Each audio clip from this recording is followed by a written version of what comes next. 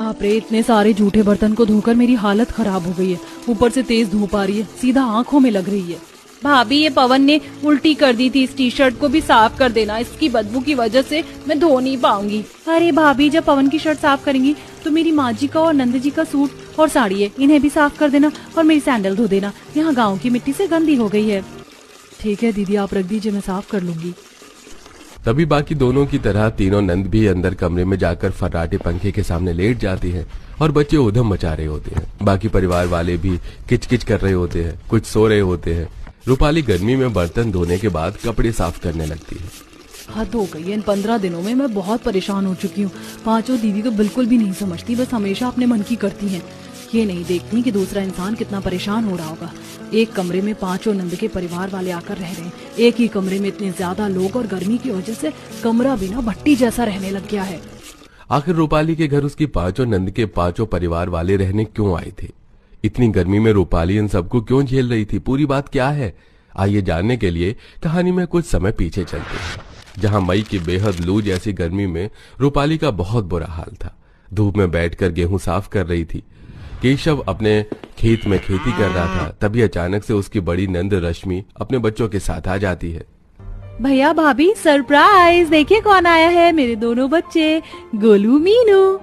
अरे रश्मि दीदी, आप अचानक कैसे, वो भी इतनी गर्मी में?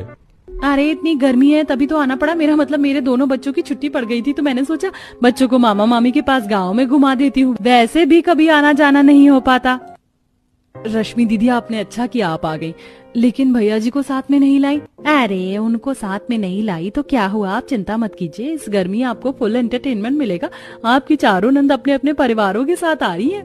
क्या चारों दीदी भी अपने ससुराल वालों के साथ आ रही हैं? हाँ भाभी, गर्मी से बहुत बुरा हाल है, जल्दी जल्दी कुछ ठंडा खाने पीने को दीजिए और मेरे बच्चों को भी। हाँ हाँ लाई दीदी। ये सुन दोनों भैया भाभी का चेहरा उतर जाता है। रूपाली इशारे से अपने पति को एक कोने में बुलाती है।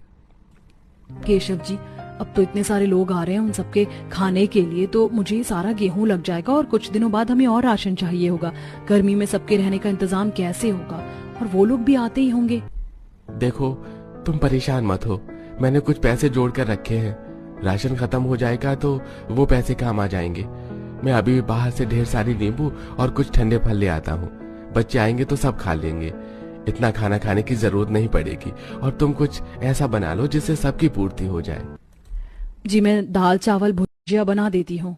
रूपाली गेहूं एक तरफ कर देती है और एक ही चूल्हे पे दाल चावल एक साथ चढ़ा देती है और कुछ देर बाद एक तरफ भुजिया पकाती है। इतने में चारों नंद और उनके परिवार वाले आ जाते हैं। साथ ही केशव भी बाहर से आम, तरबूज, खरबूज ले आता है। तभी सारे बच्चे मामा से लिपट जाते हैं। अरे भैया भाभी, कैसे हो आप सब? और बच्चों, तुम तो इतनी गर्मी में अपने मामा से लिपट गए। हाँ हाँ बच्चों, अच्छा अच्छा, सब हाथ धो लो, मैं फटाफट से तरबूज काट देता हूँ। कौन कौन खाएगा? मामा मुझे भी चाहिए। मामा मुझे भी चाहिए। मुझे बड़े वाला तरबूज चाहिए मामा। गर्मी बहुत है, पंखा चला दीजिए ना। हाँ भैया भाभी, अब हमारे वहाँ तो एसी कूलर था, यहाँ पर ये सब नहीं, एक फराटा पंखा तो निकाल दीजिए ना।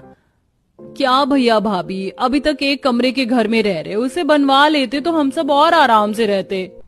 नेहा, अभी इतना काम अच्छा हुआ नहीं है कि मैं घर बनवा लूं। छोड़िए ये सब, ये लीजिए आप सब नींबू पानी पीजिए, मैं पंखा लगा देती हूँ।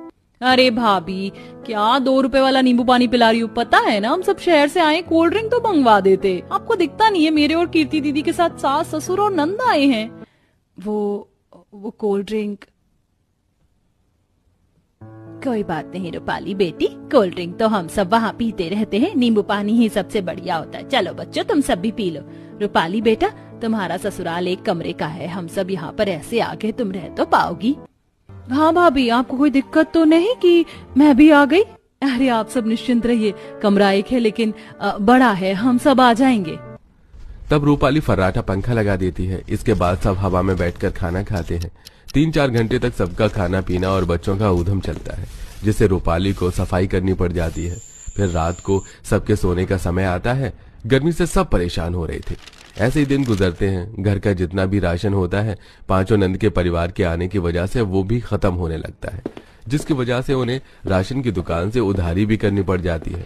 एक दिन गर्मी में बच्चे बाहर मिट्टी में खेलते हैं और गेहूं गिरा देते हैं। अरे बच्चों, ये तुमने क्या किया? मामी सॉरी, गलती से हो गया, मैंने जानबूझ के नहीं किया। अरे भाभी, जरा सा तो राशन गिरा है, इतने से कुछ नहीं होता। और इन लोगों ने देखो खुद को कितना गंदा कर लिया, तो इन्हें नहला भी देना भाभी प्लीज। फिर पद्मिनी ऑर्डर देकर वहां से चली जाती है। रूपाली गेहूं को उठाने लगती है कि तभी अनिका और मीनू जाकर उसकी हेल्प करते हैं और अखिलेश सारे बच्चों को एक साथ तालाब ले जाता है, जहां बच्चे एक दूसरे पर पानी डालकर नहाते हैं। वाह बाबा, मजा आ गया, तालाब का पानी कितना ठंडा है। बहुत नहा लिया बच्चों, अब तुम वापस चलो, आओ इधर। अखिलेश रूपाली से कहता है, रूपाली बेटा चिंता मत करना, मैंने सारे बच्चों को तालाब में नहला दिया है। तुम्हारी नंद तो तुम्हें समझती नहीं है, बस ऑर्डर देकर चली जाती है। शुक्रिया पापा जी मदद करने के लिए। और अनिका, तुमने भी गेहूं बीनने में बहुत मदद की। अरे शुक्रिया मत कीजिए, आपकी नंद सच में बहुत कामचोर है। गर्मी में अपने ससुराल में काम ना करना पड़े इसलिए यहाँ आपकी नाक में दम करने आई है और मुझे भी ले आई। मैं तो आना नहीं चाहती थी। बेटा हम भी नहीं आना चाहते थे, यहाँ आकर काम और बढ़ा दिया हम सब ने। तुम्हारी पांचों नंद को तुम्हारी तकलीफ नहीं दिखाई देती। थोड़े दिनों की बात है पापा जी, कोई बात नहीं। तभी रूपाली को चक्कर आते हैं। अनिका संभालती है, नींबू पानी पिलाती है। फिर नंदे फल खाकर भाभी को झूठे बर्तन देने आती हैं और उसके बाद कपड़े भी। जब वो धूप में परेशान होती है तब सुधा उसकी मदद करने आती है। माँ जी आप रहने दीजिए, मैं सब साफ कर लूंगी। बेटी तुम कितना करोगी, नेहा तो समझती नहीं है। वहाँ हमारी खातिरदारी न करनी पड़े इसीलिए अपने साथ हमें भी यहाँ ले आई। दिव्या चलाकर भाभी की मदद कर। हाँ भाभी, वो वहाँ पर भी कोई काम नहीं करती हैं। हाँ मामी आप बहुत अच्छी, हम सब बच्चों को बहुत अच्छे से ख्याल रखती हैं। इसके बाद रूपाली दोपहरी में आराम करने कमरे में जाती है कि पांचों नंद पंखे के आगे लेटी हुई होती हैं और उसे देख कहती हैं, भाभी बहुत गर्मी लग रही है, कुछ ठंडा बना दो, आम का जूस वगैरह।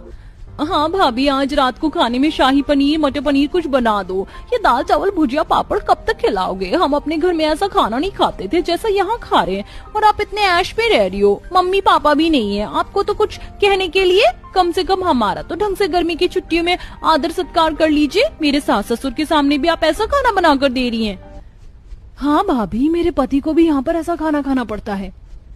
मुझे तो लगता है भाभी अभी तक आपको घर संभालना ही नहीं आया। और भैया भी ऐसे, उन्होंने भी हमारी इज्जत बंटाधार कर दी हमारे परिवार के सामने। बस दीदी, इतने दिनों से मैं आप पांचों की बहुत सारी बातें सुन रही हूँ, लेकिन उनके बारे में एक लफ्ज नहीं। एसी कूलर की तो आप ऐसे बात कर रही हैं कि यहाँ पहले कभी आप ऐसे रही ही नहीं। शादी से पहले भी आप ऐसे ही रहती थी। और भूलिए मत, केशव जी ने एक पिता की भूमिका निभाकर उन्होंने आप पांचों की अच्छे घर में शादी की ताकि आप अच्छी जिंदगी जिए। और यहाँ आकर आप उन्हें ताना मार रही हैं। मैं इतनी बात नहीं बोलना चाहती, लेकिन मैंने आप पांचों की सारी बात मानी। जैसा बोला वैसा खाना बनाया, आपके बच्चों को भी देखा, परिवार को भी देखा। राशन की कमी होने के बावजूद भी तब ये हाल है। आपने बिल्कुल ठीक कहा रूपाली भाभी। और पद्मनी दीदी, आप और इनकी इन चारों बहनों ने कितना अपना ससुराल संभाल लिया ये बता दीजिए।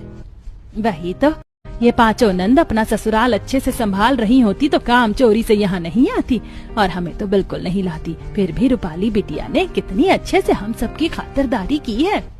यही मैं बोलना चाहता हूँ काव्या, तुम्हें शर्म आनी चाहिए, तुमने भाभी से ऐसी बात की। बहुत हो गया कीर्ति बहू, अब हम यहाँ और नहीं रुकेंगे। तुम्हारे चक्कर में तुम्हारी भाभी को एक कमरे में इतने सारे लोगों को रखना पड़ा। वो बेचारे खुद गर्मी में मच्छरों में सोते रहे। जरा से भी शर्म है तुम पांचों बहनों को? अपने परिवार से ही अपनी बुराई सुनकर उन पांचों नंद को एहसास हो गया कि उन्होंने अपनी भाभी के साथ कितना बुरा किया। भाभी, हमसे गलती हो गई जो हमने आपके साथ ऐसा बर्ताव किया। फिलहाल हमें यहाँ रहने का कोई हक नहीं, इसलिए हम सब अब चलते हैं। ये लो रूपाली बेटी, मना मत करना, पहली बार आए थे तो तुम्हारे लिए शगुन बनता है। तब पांचों नंद माफी मांगकर अपने परिवार के साथ वापस अपने घर चली जाती हैं और बड़े बुजुर्ग भी रूपाली को कुछ पैसे दे जाते हैं, जिससे कि वो अपने घर में थोड़ा राशन ले आते हैं और एक कमरे में खुशी खुशी रहने लगते हैं।